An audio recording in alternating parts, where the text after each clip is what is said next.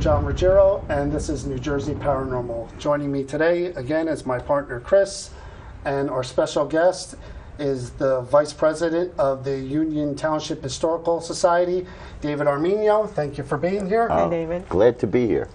David, the reason you're here today is because we're featuring the Caldwell Parsonage Museum in Union, the town of Union. What drew me to that building as a paranormal investigator was the history of the building and what occurred there in the late 1800s, 1700s. Sorry, 1700s.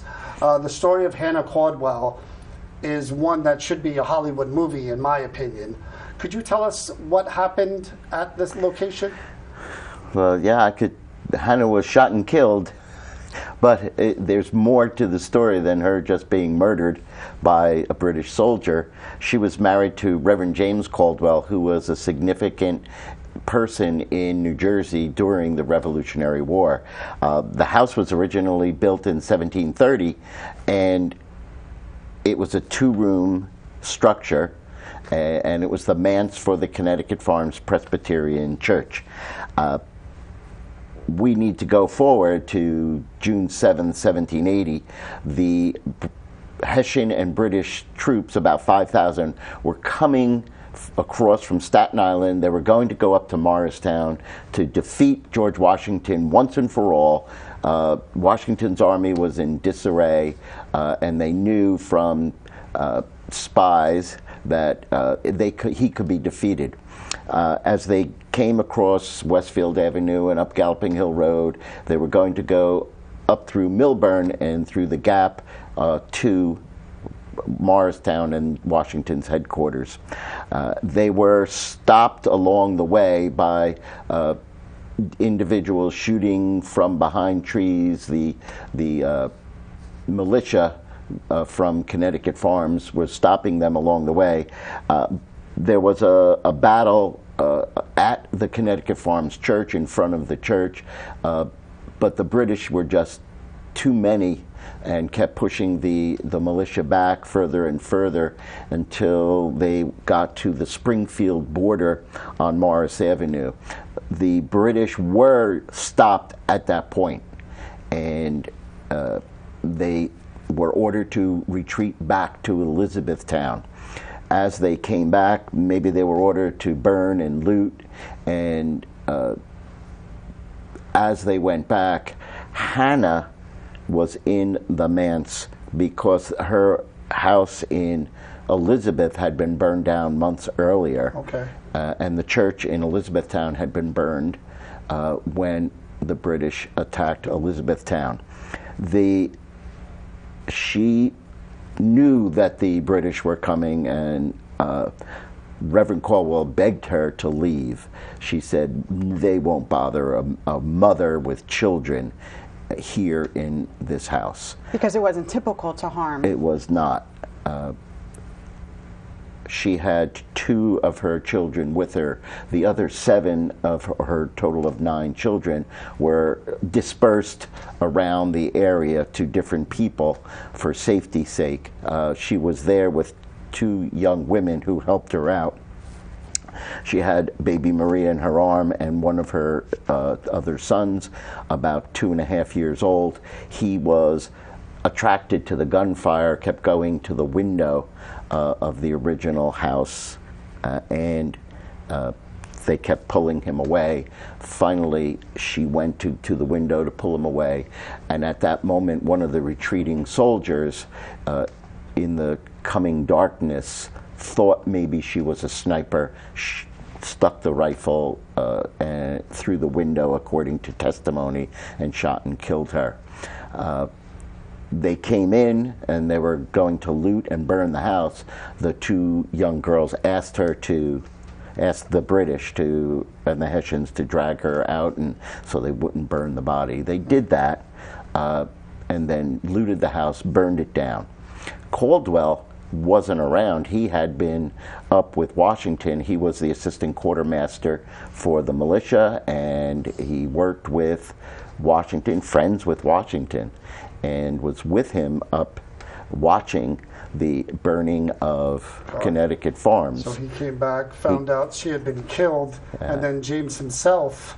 But her murder was a rallying cry for the people in the area. Okay. Many more joined the cause They after picked up arms because of it. because of her murder. Wow. James was killed months later by James Morgan, who was part of the militia and or Continental Army, and he shot and killed Reverend Caldwell when Caldwell was coming across from New York with a woman helping her bring a package across. Whether the James Morgan thought he was a spy or bringing contraband across, who knows? But he was arrested, put on trial, found guilty of murdering Reverend James Caldwell. But James was a wanted man, right? James, he had a thing on he had his a price head. on his head. So it could have been an assassination. It could have been. Some say he was paid to kill him, but he didn't say anything at his trial. He was hanged at Gallows Hill Road in Westfield and buried in the cemetery there, along with Whitney Houston.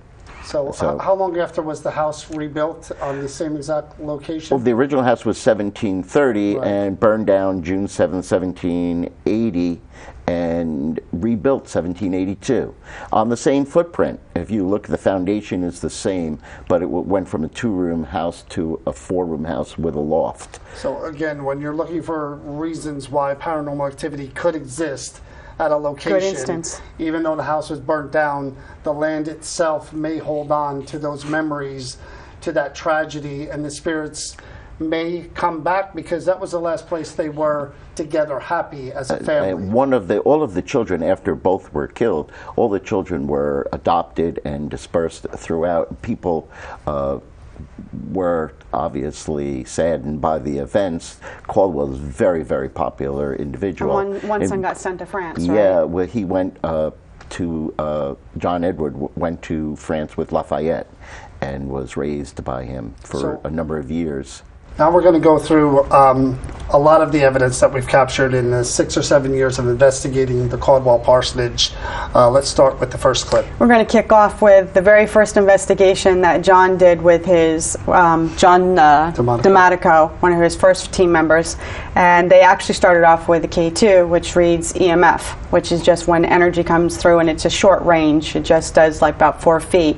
And John wanted to start off the session finding out if there was the Reverend really there. And this is... I just want to see if we can make communication with anyone in the Caldwell family.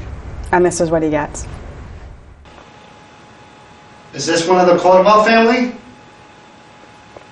Could you make that light up to answer yes? Okay. I mean, I'm not getting anything. It's not a wire. You know? Yeah. I'm not getting it from anywhere, not the lights. No, with the circuit would have been more steady. So this is one of the members of the Caldwell family? Are you the Reverend James Caldwell? Yeah. Oh, wow. That was a big one. I'll ask you again. Are you in fact the Reverend James Caldwell? Is that who's in this room with us? So there again, I asked the question to see if it was a false positive. Are you James? And then I asked again to validate it, and I got another, surge of energy near me to validate that. We've got to talk about what happened to you when we put a K2 into your hands. I think it was the first investigation. There were a number of people in the room where Hannah was killed, or near where she was killed. There were 12 people in the room, maybe 8 K2 meters. I had one in my hand, and people were asking questions, and I simply asked, are you James Caldwell? No real response there. But then I asked, do you want us to leave? And it went all the way to the right, and it stayed there for about 2 seconds.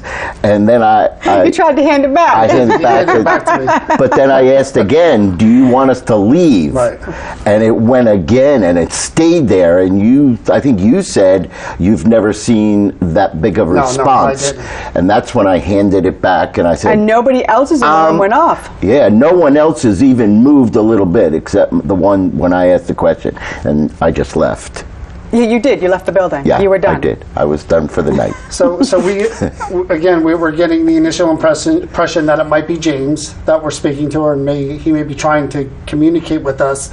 So I use another device called the Ovilus. The Ovilus has 2,000 words programmed into it. The theory is that a spirit can manipulate the energy that it reads to pick the word that they want to convey. Let's see that clip. Okay, I'm not going to speak to any members of the Caldwell family, especially Hannah, or maybe someone who was in this building, who liked this building, or is attached to any of these objects. Reverend James Caldwell. Yeah. That was his name. So there you go. 2,000 words. Again, what do you think the likelihood that I'm going to get the name Reverend off of that box? Do you feel like the Reverend's there? There are many nights when I'm there late and by myself and feel something. Don't know what it is, but then at other times there's nothing. Right, but don't you feel that's a strange coincidence, though? Wouldn't you say that, here we've already got 2 instances related to a person who lived there at one time? Well, in this next clip, we use the spare box, which I call the headache box. And it just uses radio frequency for white noise. The theory is, yes, that spirits can communicate between the white noise and the frequencies. And John asked how many people are in the room, and the response is very unique and very personal. So we'll take a look at this. Come on, give me a number. How many people are in this room?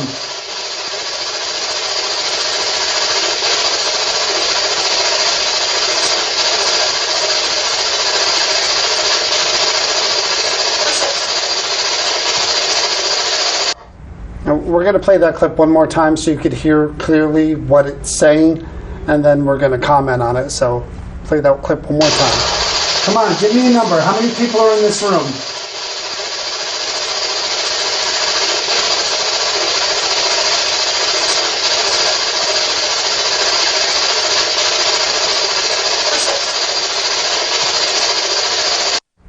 That's very unique in itself because I don't use Chris out in public. I don't use Crystal out in public. I use Chris. So that was definitely, I see you. And the thing is, it's intelligent. So, we should have probably asked more about you and Barbara and people that are in that building all the time, but whatever is responding is responding intelligently to a person there. They're saying their name in the moment, which again is very, very unique. This next clip here is one of my favorites. The SLS camera, they use it on a few different ghost hunting shows. What's called mapping. You could put it in an empty room, and if it sees a person or a figure, it'll map it as a stick figure, and it'll mimic the movements of that person. And we're going to play a very interesting clip that not only shows a figure, but the Ovilus says 2 words that relates to what's going on in the clip. We'll show the clip first. We got it. There it is. Yeah. Touch my hand. Is it reaching for me? No. It's just standing there. Look at my hand. Try and touch it. See the hand go out? It's trying. Touch my hand. Take me by the hand. I'm not going to hurt you. Whoa, arms big. Did you hear Hey, that? I don't have big arms. Did you hear that? How cool is that? Sure, that's not cool. That is cool. Big arms. The funny thing is, it seems to be the size of a child. Oh, well, if you're a kid, then yeah, I do have big arms. All right, I'm going to come closer. Is that okay? I'm going to come closer. I'm not going to hurt you. I'm going to stay... What? Go ahead. I'm going to stay low. I left. I left? Mm-hmm.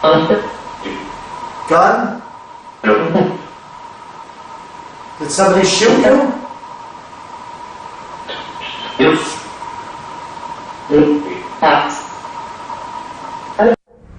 So again, I've used that box many, many, many times. And you want to watch it again real quick so you could hear the words? Because it actually says, I said, what happened by the window? It repeats, what happened? And then I said, were you shot? And it says, yes. And then there's 3 words, in the house. Let's just play it real quick again. By the window.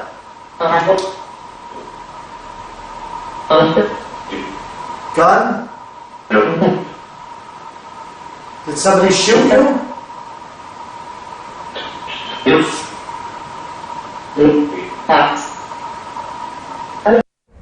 Now that one, again, I didn't notice that when I was sitting listening, but that one gave me chills when I heard it, when I reviewed it, because it says, I said, were you shot? And it said, yes, and then it said, in the house.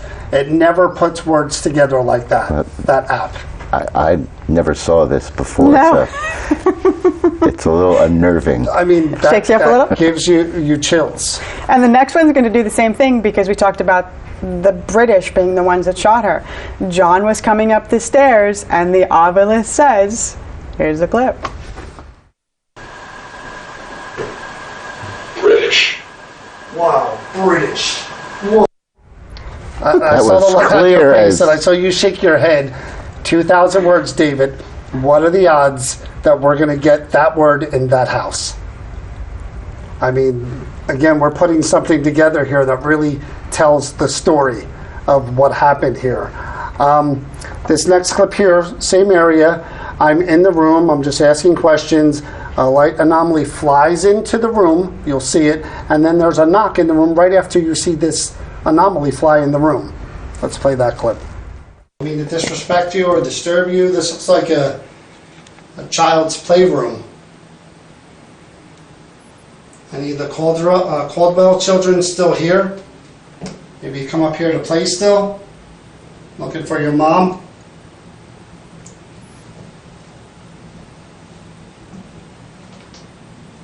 James, maybe you come up here just to remember what it was like when they used to play up here?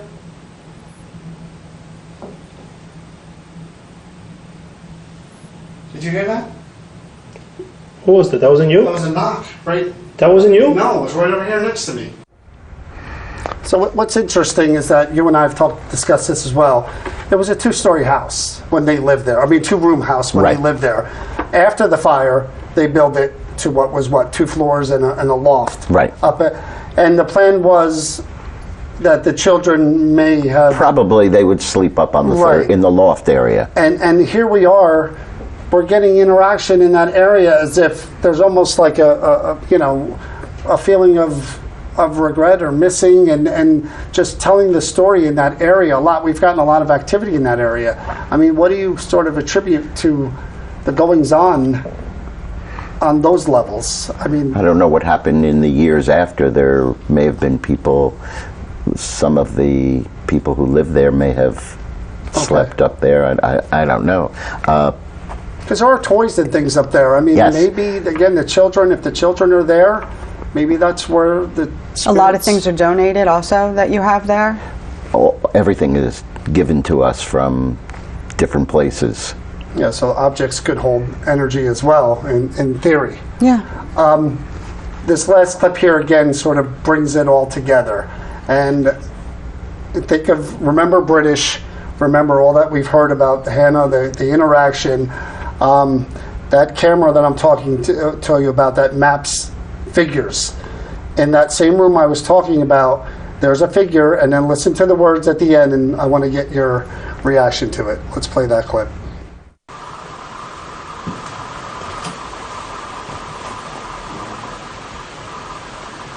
Oh, shit. Right. Where's my handheld? There's something there. There's something there in the corner.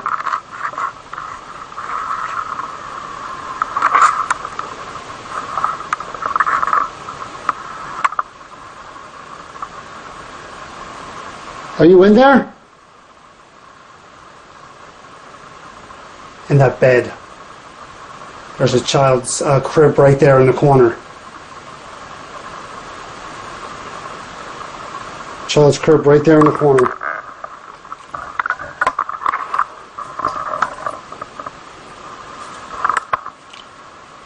Right there.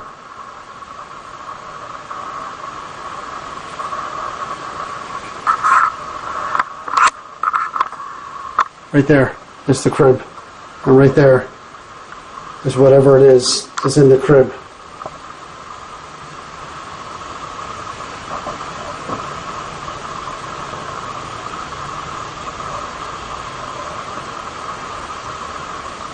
Are you in the crib?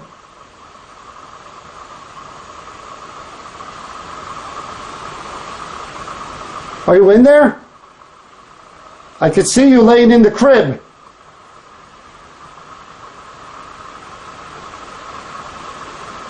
Tell me your name.